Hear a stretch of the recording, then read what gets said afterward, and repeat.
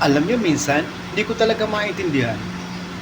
Pag hindi ka lumalabas ng bahay, sasabihin sa mga kapitbahay mo, suplado mo, o wala ka pa kasama, or suplada ka.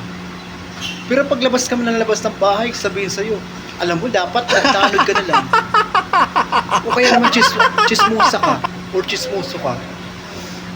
Hindi ko talaga maintindihan, no? Paano gusto ng mga tao. Alam nyo, nagtataka lang ako. Alam mo kung bakit?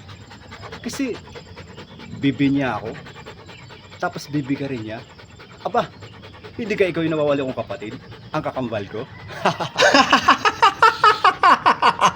Ba't kaya gano'n, no?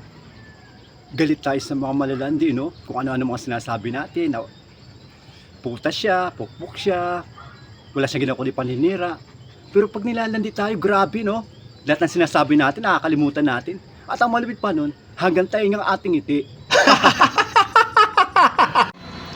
Alam mo, bakit kayo may mga taong parang Ferris wheel? Oo, kaya kanilang paligayahin, kaya kanilang pasayahin. Pero ang totoo, pinaiikot ka lang. Alam mo minsan, dapat talaga tanggapin natin na pangit tayo sa kwento ng ibang tao. Oo, normal lang yan. Ang mahalaga, pangit yung nagkukwento.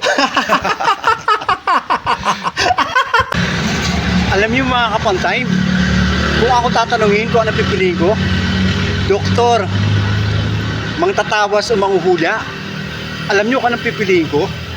Mga marites, alam mo kung bakit? Hindi mo na kailangan gumastos o gumamit pa ng mga aparatos o kasangkapan kagaya ng itlog at mga kandila. Dahil isang tingin pa lang ng mga marites, alam nila kung ano nangyayari sa buhay mo.